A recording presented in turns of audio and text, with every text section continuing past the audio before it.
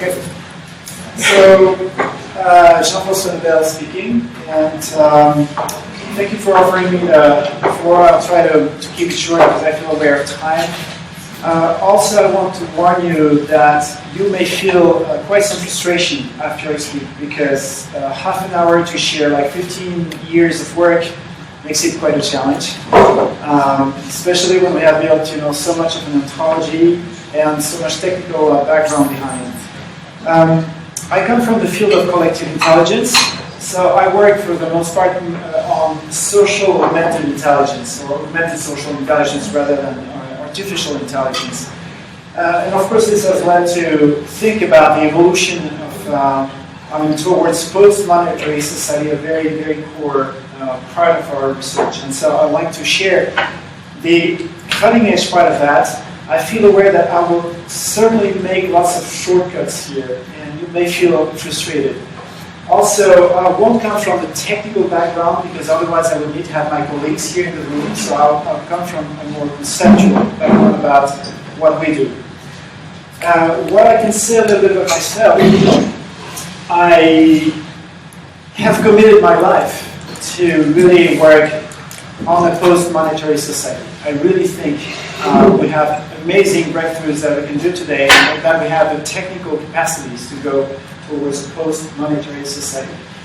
And beyond that, also, I have chosen myself to live in the gift economy, which means I can really directly explore the experience personally, and also see the need for an ontology for words that we don't have to talk about this kinds of reality. So, maybe a few words to tell you. Sorry? I will. Okay. A few words to tell you where we come from. And when I say we, I refer to a network of people who have done research on these topics on wealth and post-monetary societies for the past 15 years. So when I will use the we, I will refer to these people. We first wanted to develop what we call a language of wealth. Because when we talk about wealth, it doesn't necessarily mean food or a piano or renting a car or giving a class. That belongs to what we call material wealth. But what about a good ecological footprint? What about joy? What about trust? What about quality? All these forms of wealth that don't go from one hand to another. And these different levels of wealth have a systemic relationship to one another. We cannot just look at marketplace where, let's say, we buy cars from one another and not include things like the environment, for instance. An exchange between A and B, person A and person B, may have a collective impact, a systemic impact on the system itself. And at other levels than just things we buy and sell, or things we give and receive. So that means we need to really see what kind of expressive capacity we can build in order to these different levels of systems to communicate with one another. And nature does that all the time, because we have lots and lots of different forms of wealth that circulate, and different protocols everywhere. And so we start from something that seems quite fundamental in our research that we call expressive capacities. When we have complex adaptive systems, they can evolve if they develop new expressive capacities. And for us, as a human society, we have always evolved each time the system could develop new expressive capacities. For instance, in collective intelligence, when humanity still evolved at the age of what we call original collective intelligence, that means small communities, villages, where everyone sees each other. And then you have a leap of complexity when you need to move to civilizations, big cities and things like that. Then oral tradition would not suffice. It would not work anymore. You could not solve the explosion of societal complexity only with oral tradition. And we had to develop a new expressive capacity that we call the writing. And then you can really get rid of the limitation of time and distance because of the writing. So I could go on and on. For every complex adaptive system and living systems, you can see that each time they made a leap in their evolution, it means they have developed new expressive capacities. And so we really think that moving beyond the limitation of money as a very, very simple, basic language of wealth, a one-dimensional language of wealth, we can really go and move on if we build new expressive capacities. And so I'll talk a little bit about that today. And we do that by working on the technology, or more than a technology, a language or protocol for protocols that we call Ceptr. And I'll speak a little bit about this today. It goes through the concept of what we call carrier, agent, protocol, and signal. You can look at every complex adaptive system from this lens.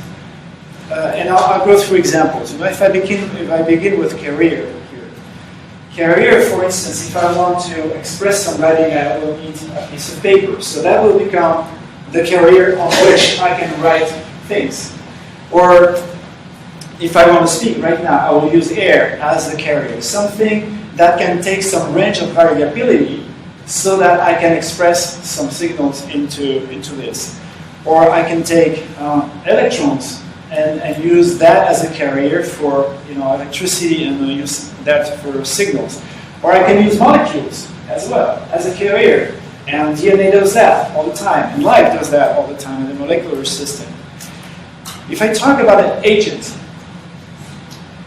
the agent becomes the receptor that transforms one signal into another form of signal between two different carriers. For instance, you may receive you may hear some sound, a microphone may hear some sound, and it may transform the sound into electric signals. Or my inner ear may receive also some sound, and the inner air of the ear will vibrate and also transform that into electromagnetic signals in my brain. And we see that all the time in nature, or in our bodies. We have so many different entities that communicate together with different carriers, from electromagnetic to nervous signal to hormones. So many different carriers that operate together.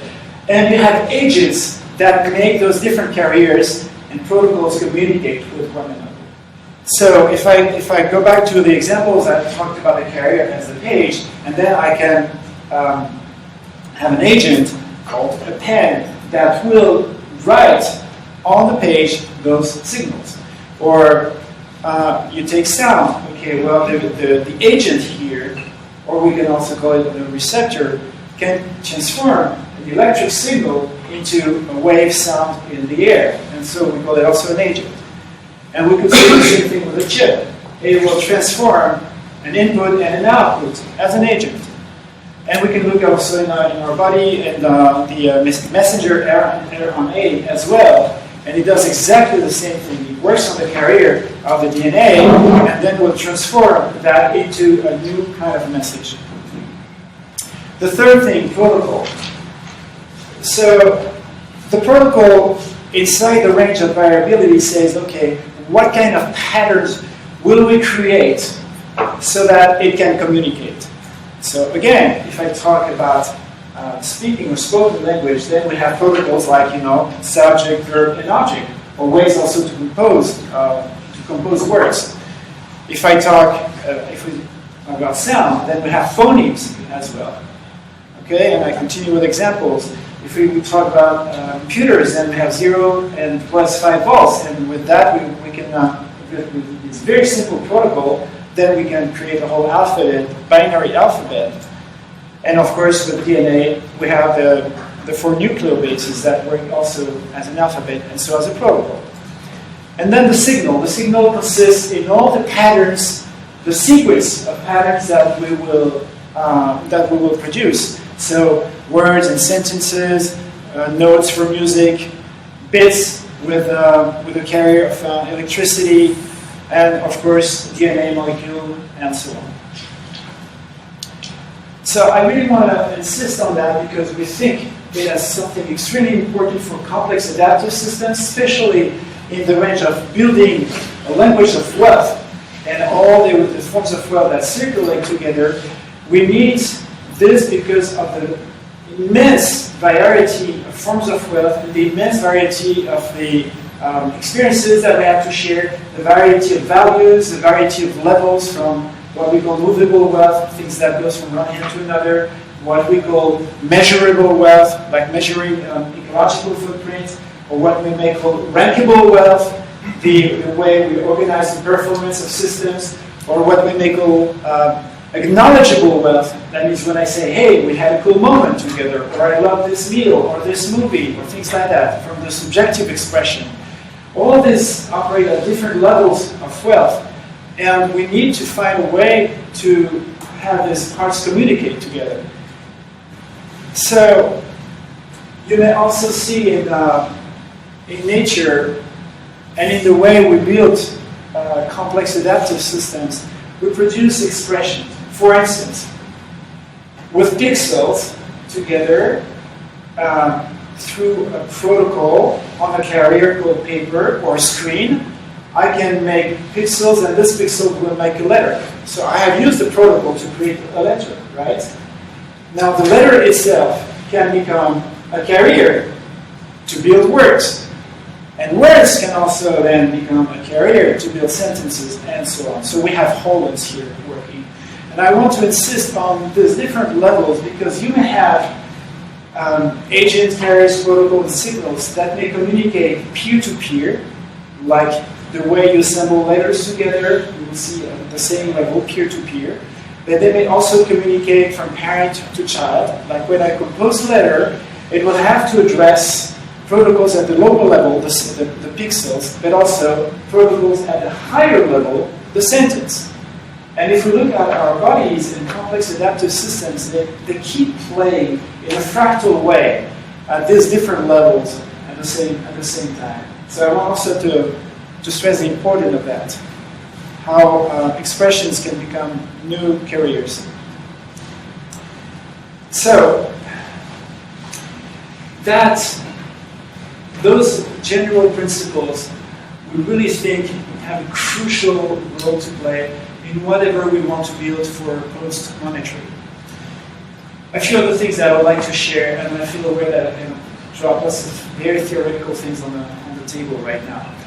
I said earlier that we had built an ontology, and I would like to share a few words about this ontology. For instance, when we refer to wealth, we do not refer to wealth as just material wealth. I see in many cases when I hear conversations about the evolution of economy, people mostly refer to things we buy and sell or things we exchange. And true and not enough. As you stated, Francis, we have to include so many other forms of wealth and to remember that they have a systemic binding.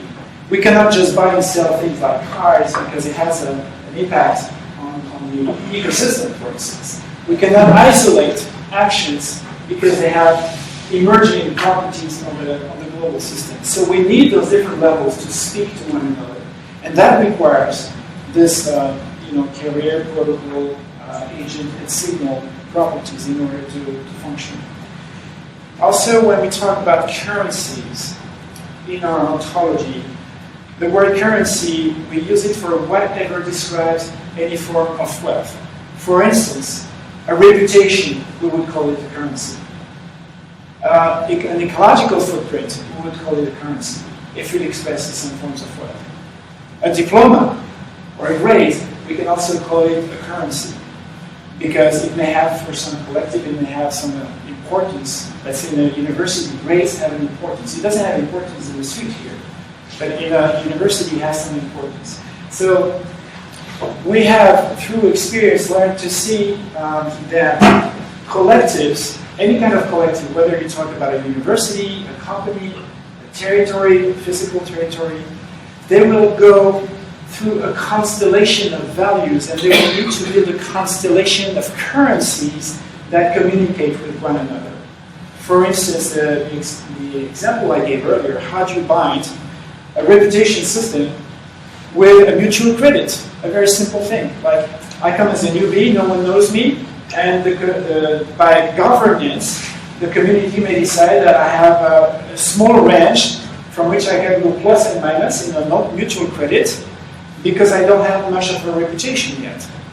But if I build reputation, then I may have a wider range for in a mutual credit system. If we talk about a market economy, but we may also say the same thing in the gift economy. Let's say we wanted to gift more someone that has a higher reputation.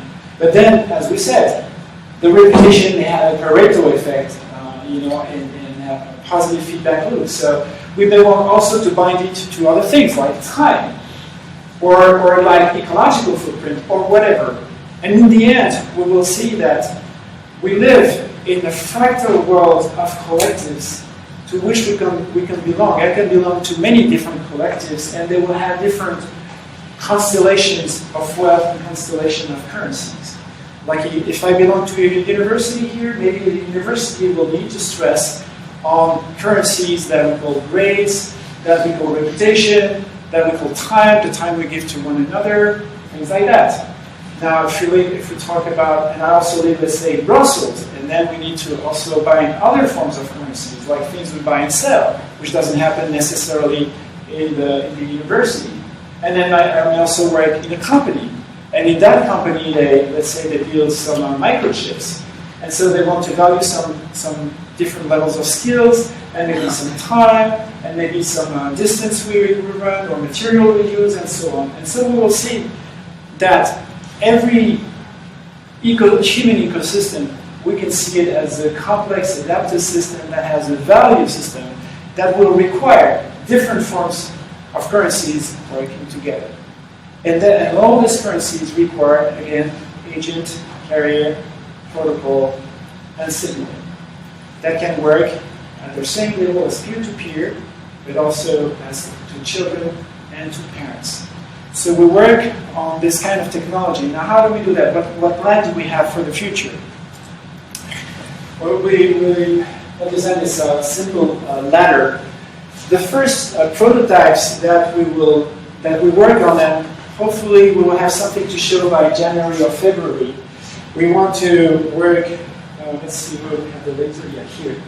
We start with a project that we call Streamscape.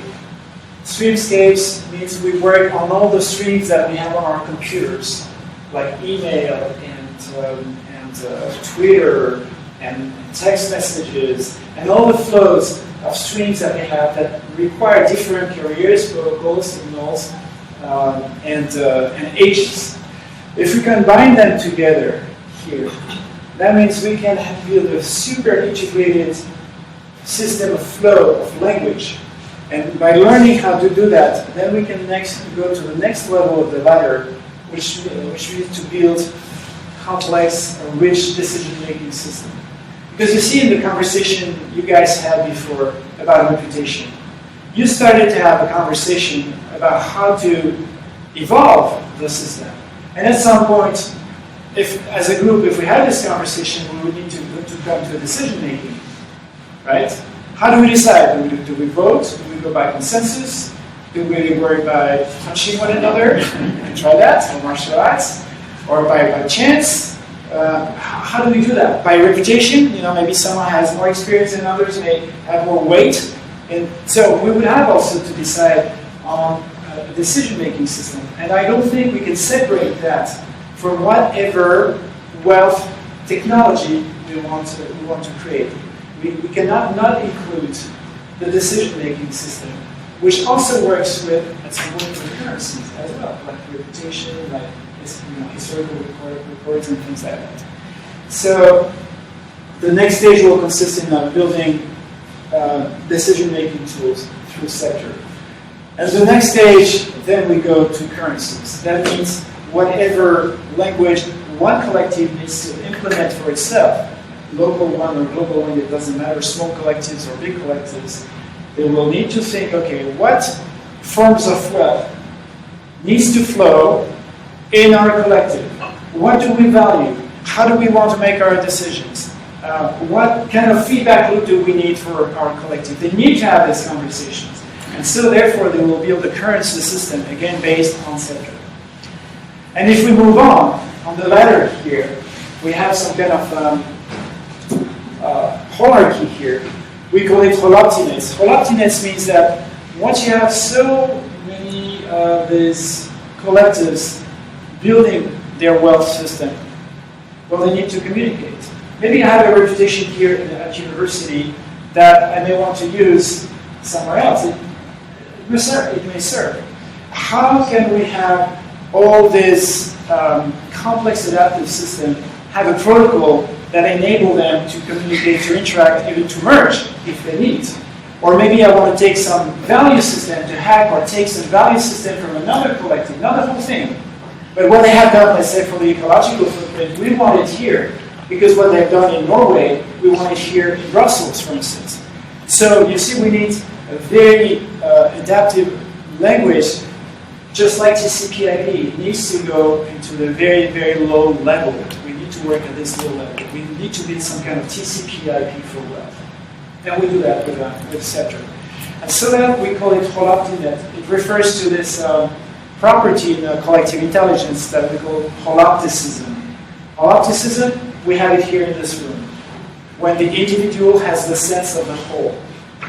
When as a football player, I can play because I can see the whole as my team. I understand the team, so I know what to do. I don't need a chain of command. I don't need to operate as a blind player in a chain of command. It means the complex dynamic relationship between the individual and the collective level. We know how to see collectives in small groups as a sports team or jazz band. In this room, we have a built-in technology for that, a cognitive technology to see the emergent whole. But we don't know how to see wholes at a bigger scale with network communities, global communities. And so one of the big breakthroughs that we will see, also software-wise, will come through what I call augmented holopticism.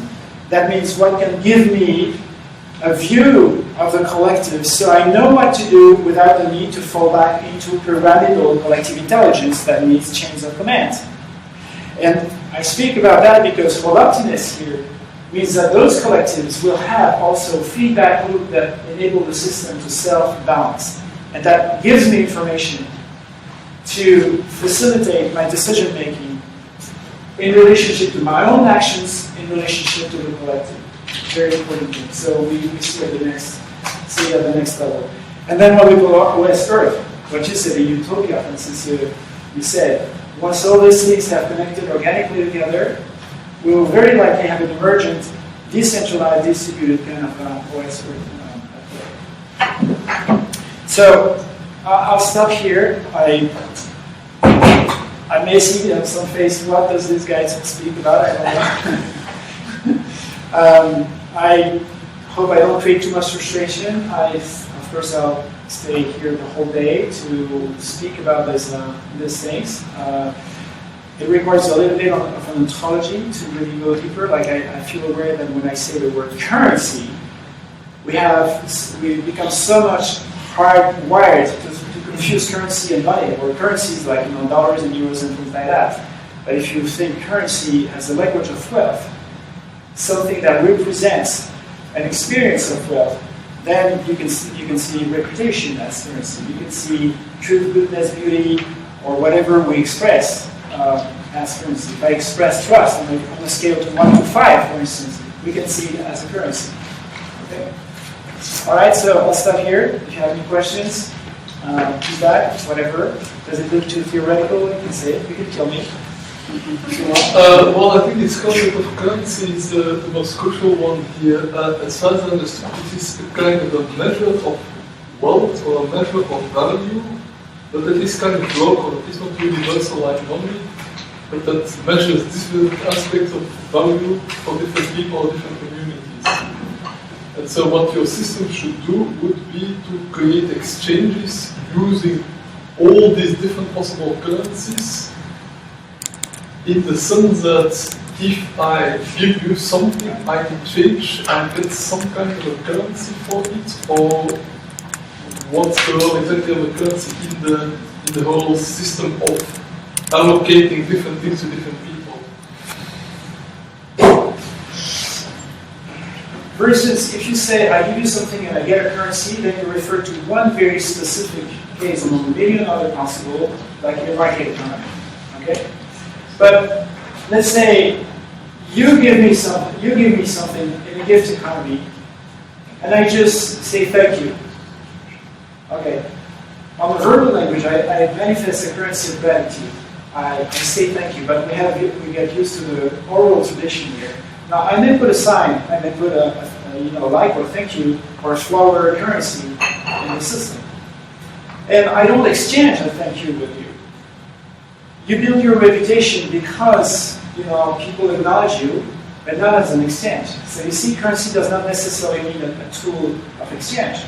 Or maybe you may have another form of currency, like your ecological footprint, that comes automatically calculated with how much you travel, your GPS, sensors, and the kind of transportation means you use, for instance, or what you consume at home. And you may have an integrated system with sensors and Arduino things and things like that calculates some kind of currency that doesn't flow. So we don't talk about the tradable kind of need, but a reputation currency. So more precisely, remember last time we talked about measurable forms of. You put a protocol and you measure something.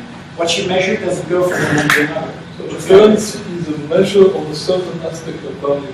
But now the question is, how does this facilitate the kind of socio-economic system that we are speaking about, where you try to optimally satisfy demands? People have needs. You need to optimally satisfy them in the sense that there are different offers in the networks. How do the currencies help to do that? Just one step back and then I'll answer your question. You say a currency measures some value. You have some currencies that express some value. When I say thank you or I love this movie, I don't measure something, I express something. Yeah. And I really value. Then we can measure the expression, like how much it goes, we can measure that. But first, it has to come from a subjective expression. And I want to insist that wealth has both parts. It has some objective parts, like we can count parts and stuff and energies and flows. We can either measure, count. But you also have some parts of wealth that just need to come from the subjective self. Your satisfaction, your frustration, your peace, your trust, your whatever. And so, in this round, you really talk mostly about experiences here, in which some things you can measure, but not just something. Okay?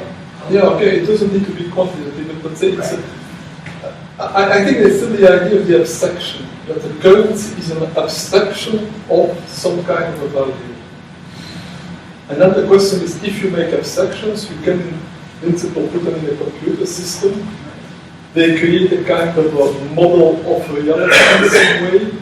If you design that model well, you can facilitate the functioning of the whole system. Now the question is, how do the currencies facilitate the functioning of the whole system? So, first, I mean, you have to think more like organically than only systems. Organically means think of yourself, of your own situation in the communities you live in. Maybe your village or your town, your neighborhood, university, maybe some club you belong to, whatever, you may collect stamps or things like that. Each of these communities need represent different forms, or to represent different forms of wealth. Stamp collectors won't have the same representation of a local community that needs to deal with water and natural resources and trees and birds and roads and things like that. Okay? So you want to offer a tool that does not say in a top-down way what you guys, how you should name the kind of wealth you deal with, because they know, I don't know, they know. And to try to write them a language so that they can decide themselves the systemic binding they need to do for their wealth. This community here, they want to bind a reputation system with an ecological footprint here. This community here of stamp collectors, they don't give a shit about, global footprint or whatever. They really feel interested in about the quality of stamps or how you take care of stamps or things like that. Okay? So they know, each of them, first what they need to do inside to represent through currencies their forms of wealth, and through their value system, how they will bind in a dynamic way those different forms of wealth. Now, that what I described right now, I described the state of the art of where we went 6-7 years ago. We spoke about, we called it the meta-currency thing. And we designed very powerful technology, like in less than 10 minutes, I could design a whole currency constellation and bind some of them together. And we created a language for that, which we called XGFL, Extended Game Format Language. But then we saw, okay, I've created this community here, but now what about this community there? They can't communicate. They've designed their own ontology through this tool, but we have not reached the low level enough so that those things can communicate. Those different communities can communicate. So what Ceptr does, it brings us to what we call a protocol for protocol. That means we can design any kind of protocols, and so different communities can then bind and communicate and exchange and do whatever they want to do together. It works in a decentralized and emergent way. I don't know if that answers your question. I'm not still not sure what the binding actually means in practice. When you say you bind to currencies, what does it mean in practice? So remember last time we worked on a very simple study case, like a mutual credit system. And as a newcomer, let's say I can just evolve in a plus 100, minus 100 credit system because people don't know me. So I can accumulate no more than 100 credits or spend no less than 100 credit in the negative side. Okay, I have a range in which I can evolve with my mutual credit system. Now I may want to bind it with a reputation system. That means the more reputation I have, then the more credit range I have. If I get let's say, a medium reputation, then I may evolve into a range of plus 500 and minus 500 because my reputation has evolved. So reputation system gets binded with the mutual credit currency. You know, banks do that already. I mean, you know, you have a whole array of, parameters that the banker looks on his screen and says, well, I can lend you this amount of money. They already do that. We already do that on computers, okay? They have their algorithms also for that. Now, what the shift here consists in offering any kind of community, any human being, the capacity to design that for themselves, not as a top-down imposed single one rule as we see through the banking system on the one-dimensional technology called money. Okay, we go multi-dimensional here. However, we still need to provide the capacity to bind different forms of currencies so they can work in a systemic way. They can have mutual influence. And I can go on with this example. We had this conversation earlier. The reputation system, how do we build that?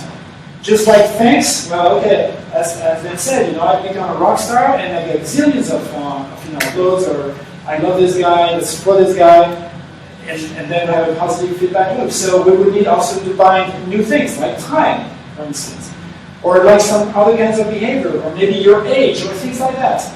And how do we decide that? It becomes as a collective decision based on the collective values. What do we value and how do we want to bind those values together and model them through a currency constellation system? And Ceptr does that in a fractal and non-local way, which we did not do 6 years ago through the meta-currency thing. We just had kind of isolated groups building their currency constellation, but then they would not have the capacity to communicate. And it would not go multi-level as well. Like, how do you bind a high-level currency like a reputation system with a low-level currency like bits or bitcoins and things like that.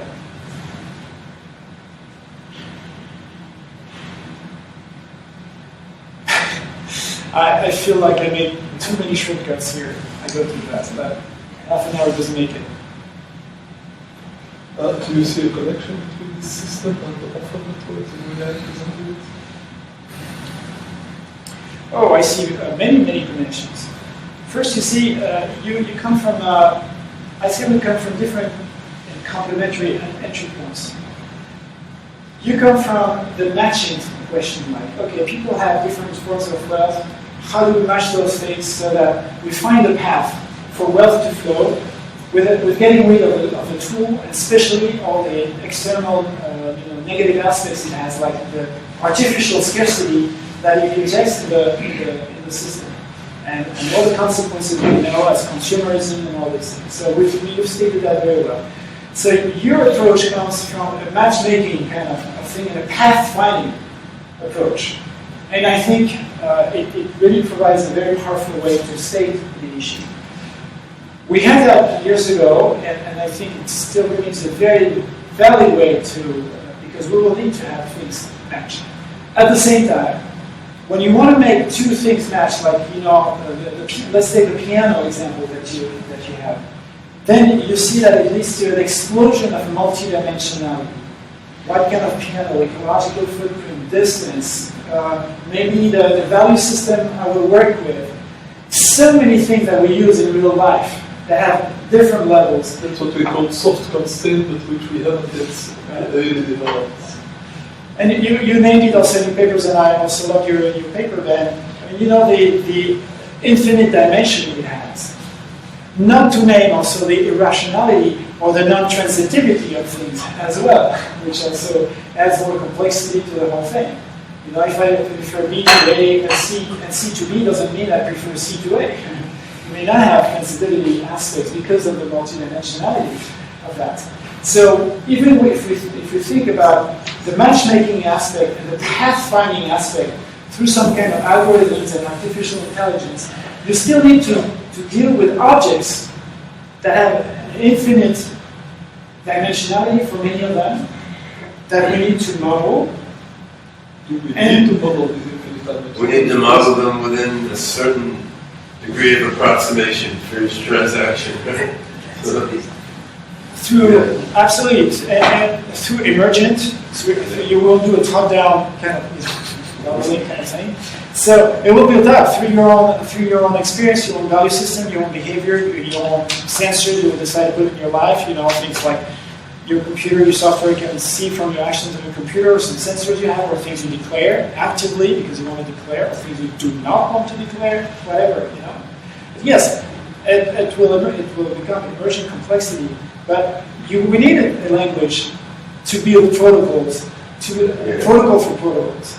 Yeah, Nature out there has that. So there's a lot of subtlety inside each sub-community, which deals with different types of offers and requests. Different sorts of offers and requests have different symbolic values, right? And then like in the open source, as he was talking about, offering to fix a bug or make a patch or something has a certain meaning in that community. And if you help someone else deal with their integration mistakes, then that gets you a certain sort of informal credit with them or with the community. And then of course the same thing exists in lots of other informal exchange communities, right? Like a club where people jam with each other on open mic nights or something.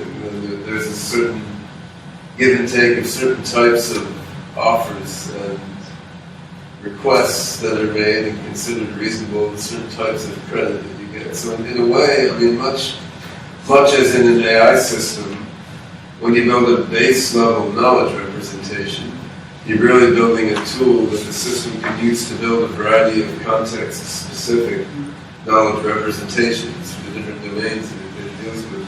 Similarly, if we build basic tools for managing collections of offers and requests and managing reputation, what you're really doing is you're supplying infrastructure that various emergent and in some cases already existing communities, they're going to use to make their own sort of social symbolic systems of offers and requests within each community, and that has a lot to do with the soft constraints, right? Like what is the symbolic meaning of this offer or this request?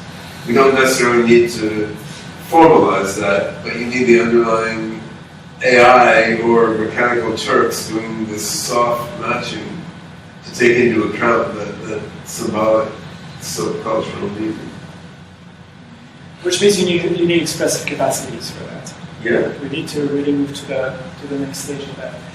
Also, because those conversations, I had so many of them, and I see with habits some unconscious assumptions we may have, like reducing, even if we know it mentally, but having the habit to reduce things to marketplace, like things we exchange, either through buying and selling as in the market economy, or things we offer in the gift economy.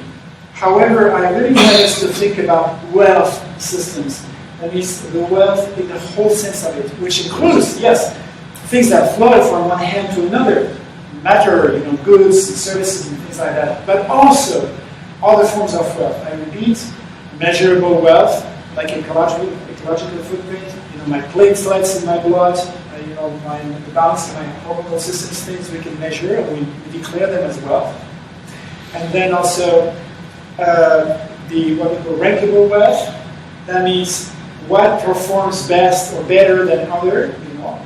We can talk about a team or companies or ecosystem. We can put hierarchies based on some criteria, and the ranking of that also has a level of wealth. Very important. And then the subjective part, the acknowledgeable wealth, and maybe the most important in our human experience, because what I remember from last week does not really matter about my blood pressure or how many platelets I produce in my system, in my complex adaptive system, but maybe more my emotions. Maybe more what I thought. And so maybe we want to talk about maybe more about the subjective experience that collectives can build. And of course they need to resolve the basic flows. If I don't have a good blood pressure or a good hormonal system in my body, I won't feel happy, of course. I will have very depleted emotions. However, I don't need to think about all these things all the time.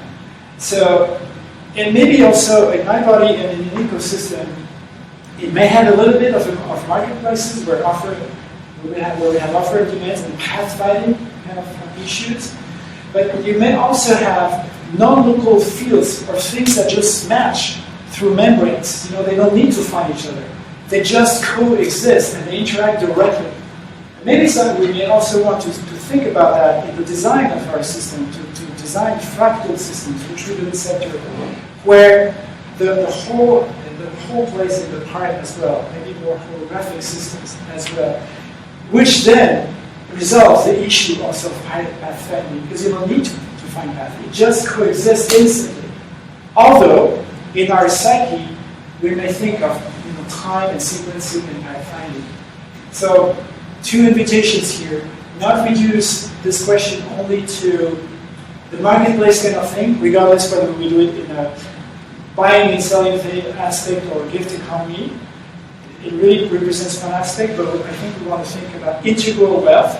That means the whole aspect of building thriving complex adaptive systems, and also to think about the matchmaking aspect or the pathfinding aspect and say yes, and maybe we can also address that through non-local fields as well. Well, the way I understand your whole point is that what we have very superficially and commonly called soft constraints is actually quite a complex domain that needs to be further thought out, and we may get inspiration from your currency binding methods.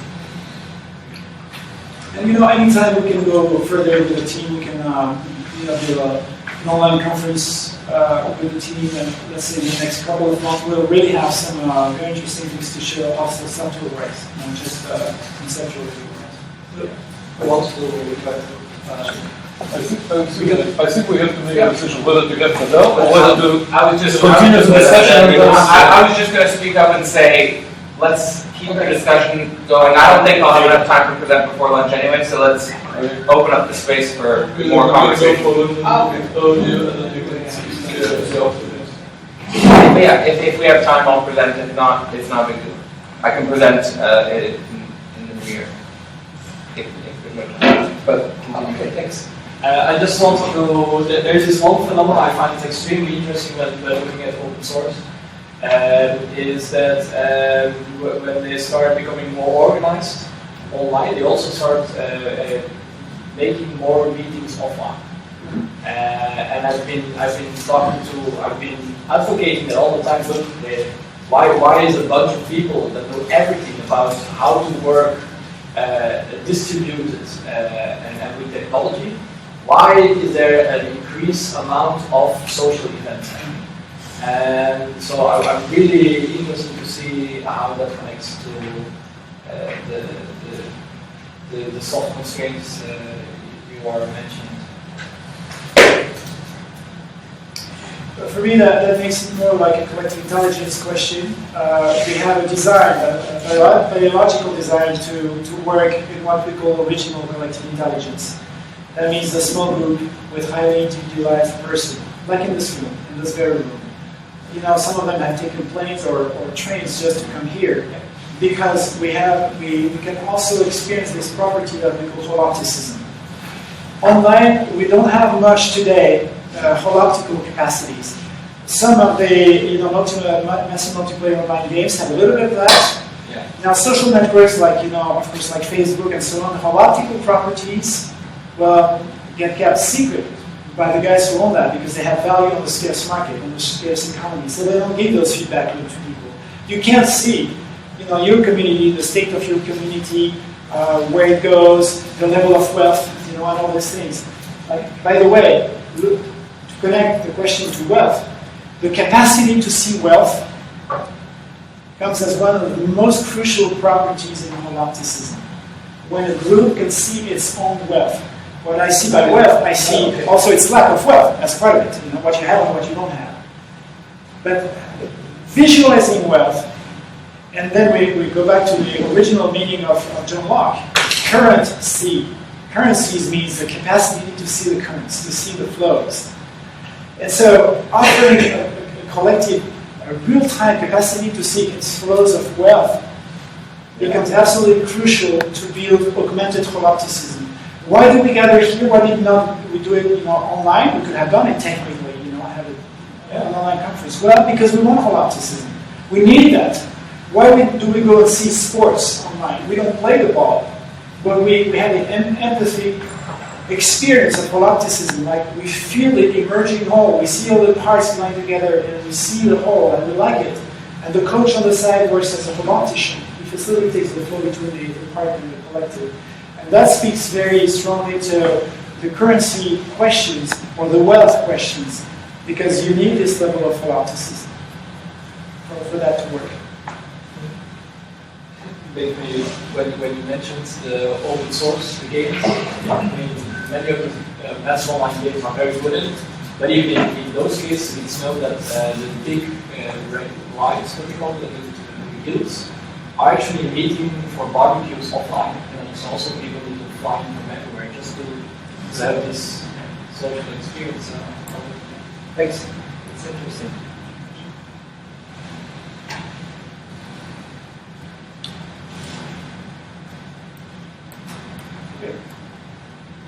If there's no more questions, then either we can go for lunch or have a quick talk. Thank you. Thank you very much.